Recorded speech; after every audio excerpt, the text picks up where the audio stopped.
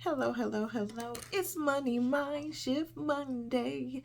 On Mondays, we share a thought, an idea, a principle, a strategy that is going to help us shift our mindset and be able to transform our relationship with money from the inside out. And today, in our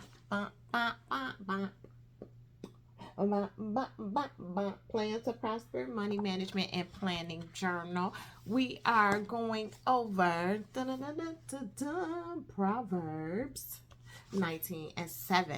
Proverbs 19 and 7, if you are following along. And it says, "The poor are shunned by all their relatives.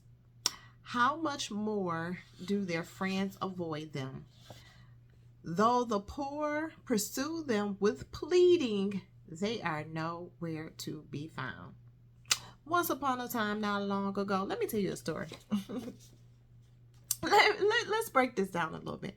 So, if the poor are shunned, if they are looking for their friends and their friends are nowhere to be found, why is that? Let's Let's think about that for a second. Most times it's because you're begging, right? You're begging. And so I want you to think about this. Think about the person who owes you money. Think about the person who is always asking you for money. When they call, you don't want to answer the phone. You're like, oh, it's such and such. Oh, it's such and such. Don't answer. I'm not here. Right? Because you don't want to have to always continue to give with nothing in return, or when they're not returning the money or paying you back, right? So if we are heirs of God and joint heirs of the Lord Jesus Christ, then if a cattle on 1,000 hills belongs to the Lord, why should we be the ones in the position where we're begging? We should be the ones that, as we share the good news of the gospel, right, that your life can be different, your life can be better. Like, no matter where you started in life, things can look differently for you. If that is the news that we're supposed to share with others, who will want to receive that from a person who is barely making it, barely getting by, scratching and surviving, as they say, robbing Peter to pay Paul? If you're always in this constant vicious cycle of just never having enough, always having to ask someone else, what gives, or what would entice, what would be the reason that someone else would want to follow or listen to the message that you have to offer? And so that, I believe, is what this particular passage is telling us, that no one wants to hear from the person who doesn't have anything to give or have anything to show. And that's not to say that we should be greedy for gain. It's not to say that we should lead with our things, with our stuff, right? It's not to say any of that, but it's to really show the idea and the thought that we are supposed to be good stewards of our resources. We're supposed to be able to manage our money wisely and be able to go on and create a place where we can increase our money. We should be able to be in a position where our money is working for us. Because think about it, we tend to flock to athletes and entertainers and celebrities because why? They've, one, become very skilled in their craft. Two, they make a lot of money doing so, right? So there are so many people who want to get close to celebrities, want to be in their inner circle, want to be their friends. Why?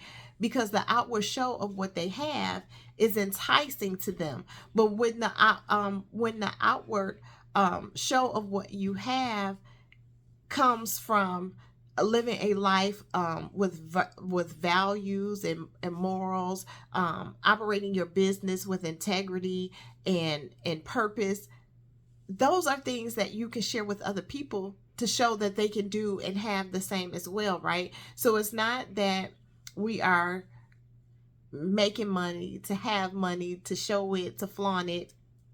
I thought I had my money right here with me.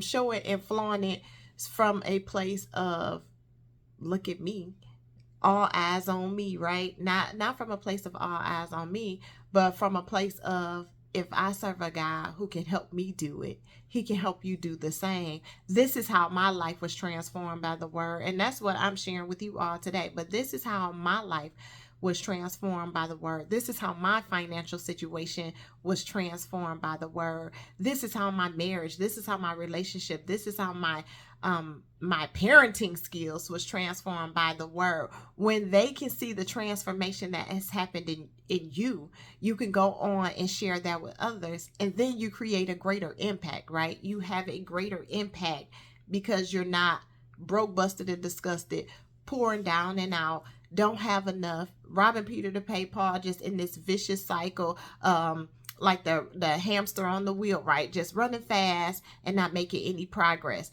No one wants to follow that, and that's what this particular passage is saying. It says that people avoid them at all costs.